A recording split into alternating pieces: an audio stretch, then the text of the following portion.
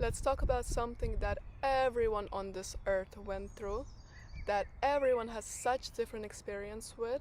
For some it can be so heartbreaking and so painful that some people even lose a will to continue their life. And for others it can be neutral, for some it can be even beautiful, and it is a breakup. And apply it even to a friendship. I believe that friendships and relationships tend to end almost as often as they being formed. It is such a natural thing. I want to talk about how to make it right for both parties so that it feels alright. What I also want to mention is that in the past I've been a person to grieve a relationship or a friendship that did not work out. That's what I thought, but in the end I realized that there's not a single relationship or friendship that didn't work out. There is a relationship or a friendship that serves a lesson. We're going to touch a different and address different aspects of this topic, but because it is so huge, it is not going to be humanly possible to address every aspect of it. So I'm going to just focus on the key points, what makes it so harmonious and beautiful for me. Because the way I am living through it, I'm literally finding so much strength in it and so much beauty in this. So I just want to share some of my thoughts with you guys, because I know that it can be really helpful for those who has already broken up with someone and needs a push to move on, and for others it can reassure you guys if you think about leaving someone. And let's talk about it. What I want to say is that we people often go with the flow. We live on autopilot. We're not really creating our lives, but instead we're just going with the flow, and then later we're like, yeah, God's taking me places. That was a God's will. That's a fate. But God is never going to push you in a place that you don't like. It's not God that did that to you, you know? It's autopilot, and it is not knowing what you want. The first key thing is actually self-sufficiency, and this thing covers so many aspects. Is what you like doing when you are on your own. You should be able to differentiate what you like doing from what others like doing. You are not looking for your own happiness where other people find it. You know your own sources of it, and you are your own source of it, you know? You have your own hobbies. If you don't have them, then you try different things, and at one point you will eventually know what is this that's gonna bring you happiness, and at least the joy. So what is important is that your joy doesn't come from your mind, it comes from your heart. What's the difference is that when it comes from the space behind your chest, you will feel as if it's gonna spread all over your body, and you're gonna naturally feel at ease everywhere. You're gonna be like, that's my place. You're gonna naturally feel it. It's important that you actually feel happiness, almost as if you're gonna feel the goosebumps, because I feel like that's the feeling we kind of want as people. Second of all is, you know what you want.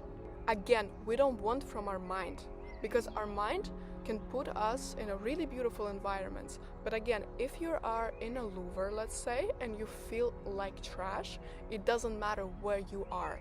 It doesn't matter how environment looks like. It matters how it feels like. We naturally feeling grateful, we feeling happy, accepting, loving, and then what is going to align to this feeling? So we're not creating visuals for ourselves from here. We're actually feeling and aligning with what actually is matching that frequency of our heart, you know?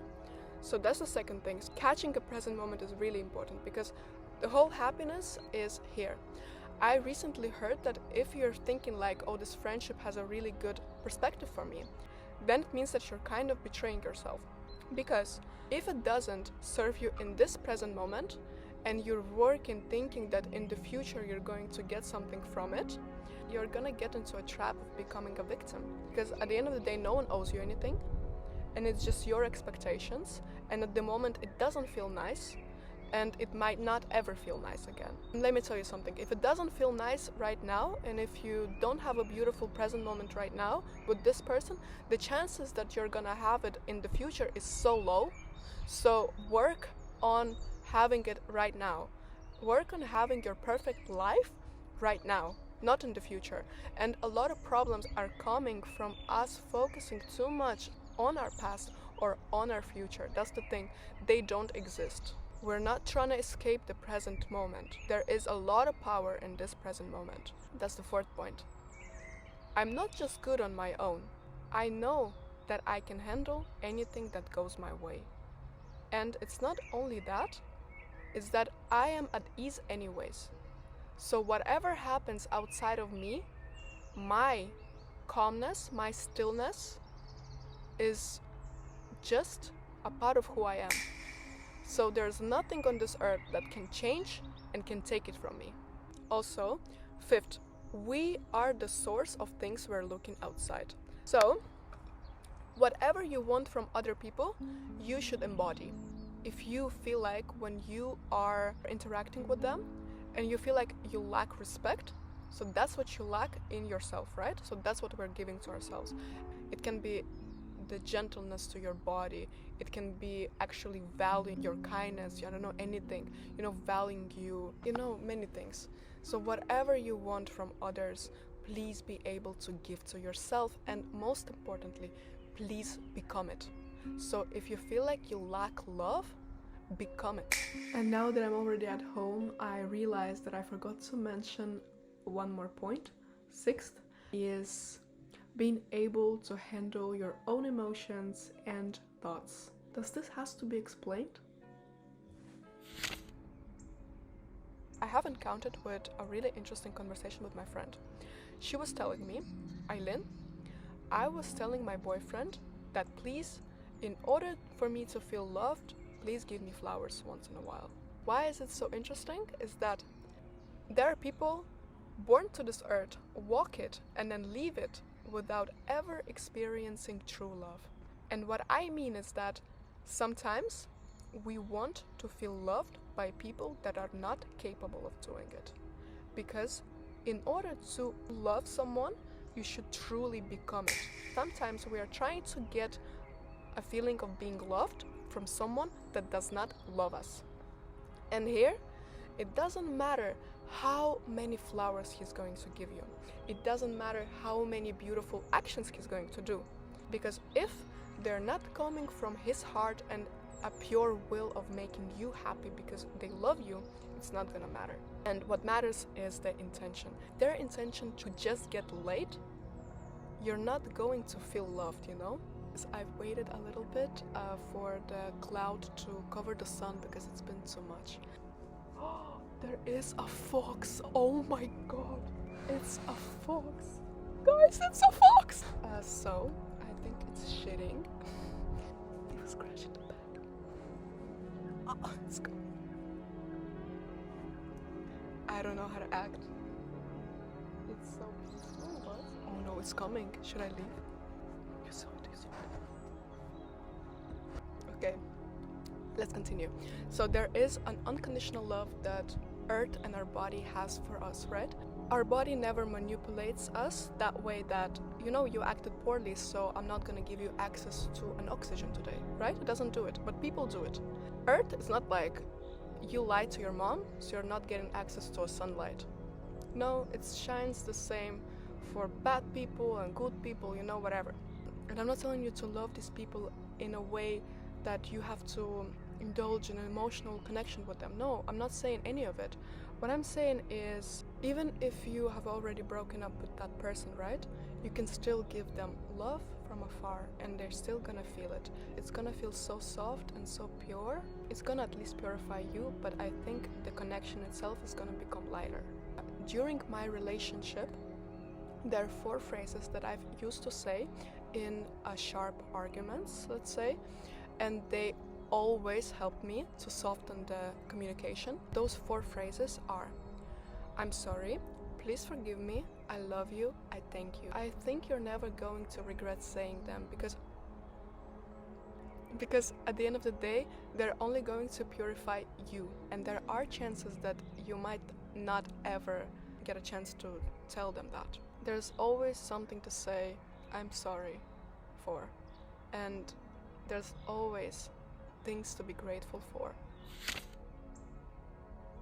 what is important is being flexible, guys. Doesn't matter how things look right now, but when you follow in your joy, your paths might meet again.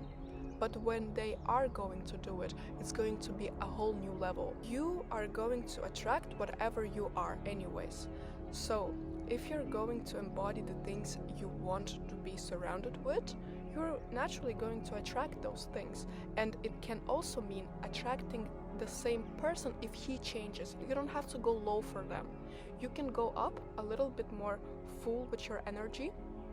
And if this person is ready for those changes, you can just meet them there on that level. You don't have to go low for them.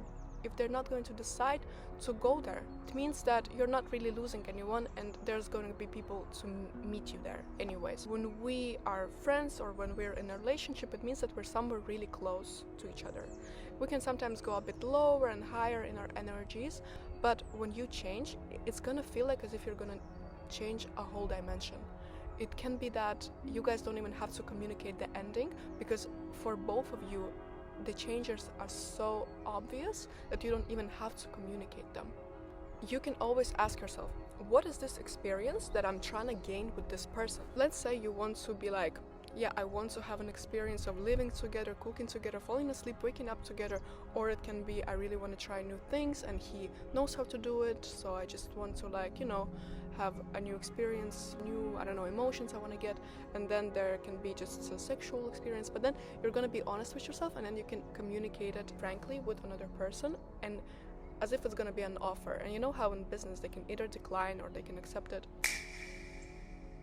And then you're gonna consciously create your life. We sometimes go with autopilot, but then when we are conscious about what we're trying to gain with this person, communicate it well, and then you can see, like, are your visions match or don't. Then there is a chance that maybe there is a painful lesson somewhere, but if you are being self-aware like that, you might not have to go through it. As if you can get the lesson before you actually go and put yourself in the situation of getting hurt, you know. Let's say you don't really have to hit your head to know it can bleed, you know. Just the same way, sometimes we don't have to go and get some experience that we can gladly avoid. Sometimes we can avoid them, sometimes we can't. But as I said, when we can't avoid them, we can just rely on our own stillness and feeling of self-sufficiency. Also, what we don't want to do is we don't want to end things on a reactive emotion, because if it feels like, you know what, I'm leaving right now, it can be that we're also not wanting to face something in ourselves. We don't want to avoid ourselves. And also what I want to say is that breakups are not even real, in a way, if you think about it. Let's face something. Guys, all of us, we are flying on a rock in a vast space, infinite space that only expands. Do you realize that our Earth is basically not even the size of a sand? So what are we then? We tend to believe in things that are not really real. We play games. We're like getting too much into things that don't really matter. I don't know why we do it, to be honest. They're so small, we're much bigger. And if you think about it, division only happens on a physical level. That on an energy level, everything is so connected. We're just a part of one big and really, really beautiful process, life. I mean, we're creatures that are separate and that we're full and we're already complete by our own, but at the end of the day, we're all one. If you think about it, we have a very similar needs, emotional needs and physical, in every aspect. We're really similar. We don't want to blame people, because the same way we don't want to blame actors for playing an evil role talently, you know. We are not going to blame people for coming into our life and teaching us the lesson. I'm also having a little bow. Also, what I think is gonna make time spent with other person good is if you're going to ask yourself in the moment, like, what is going to make me happy and also this person, so then you guys can share the beauty of the present moment together. even if you're guys in the same environment, one person can find beauty in a sunset, another can find it in the ice cream that he's eating, you know. It can be different things, but what is important is that you guys both like the way you are now, you know. That's important, because then it's gonna just be shared and mutual and beautiful for both of you. I really hope that you're having a really beautiful present moment with me right now. I love you. I'm sending you hugs and wishing you well. Till the next time. Bye.